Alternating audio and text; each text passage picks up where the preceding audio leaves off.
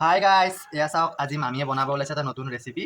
বিলাহীখিনি মানে এনেকৈ কাটি পেলাই বিলাহীৰ ভিতৰৰ গোটেই গুটিবিলাক আৰু ৰসটো উলিয়াই লৈছে। উলিয়াই লৈ কি হ'লে ৰেচিপি বনাব।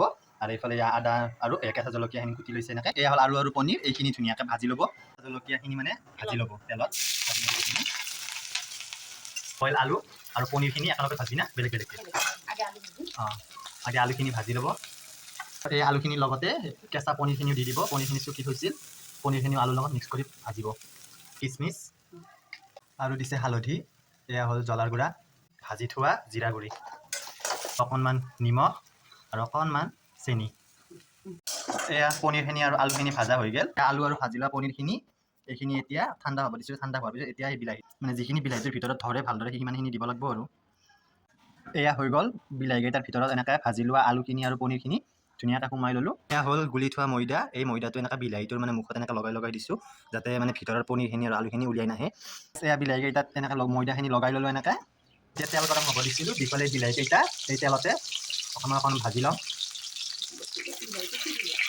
গাইজ এইকেইটা ভাজা হৈ গ'ল। এইকেইটা মামী ইমান ধুনীয়াকৈ ভাজলা। এতিয়া ইয়াৰে পিছৰ পদ্ধতি আৰু কিবা কিবি আছে, সেইখিনি দেখুৱাই থাকিম। এয়া তেলত প্ৰথমতে আদা আৰু জলকীয়াৰ গুড়াখিনি দি ল'লে, তাৰপিছত এতিয়া পিছত দিব দৈ। এয়া দৈখিনি অকণমান ভাজি উঠি এতিয়া দিব জলকীয়াৰ গুড়া, ভাজি থোৱা জিৰাৰ গুড়া, এয়া হালধি।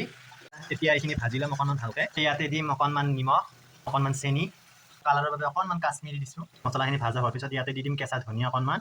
মছলা ধনিয়া গোটেইখিনি ভাজা হোৱাৰ পিছত এতিয়া বিলাহীকেইটা ইয়াতে ধুনীয়াকৈ দি দিম। এইকেইটা মছলাখিনিত বিলাহীকেইটা দি এতিয়া ষ্টিমটো কম কৰি অকণমান সময় ঢাকি দিম। গাইজ এয়া বিলাহীৰ ৰসটো এনেকৈ ওলাই যায়, অকণমান ঢাকন দি পেলাই এনেকৈ ৰাখিলে ল' ফ্লেমত। এয়া আমাৰ ৰেচিপিটো ৰেডি। মামী ইমান ধুনীয়াকৈ বনাইছে। এয়া হৈ গ'ল আজি থালিখন ৰেডি।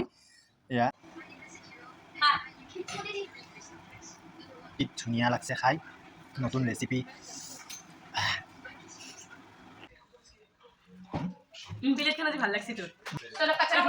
বিৰাট ধুনীয়া হৈছে, বহুত ভাল লাগছে। জ্বলা টেঙা টাইপে হৈছে এনেকুৱা।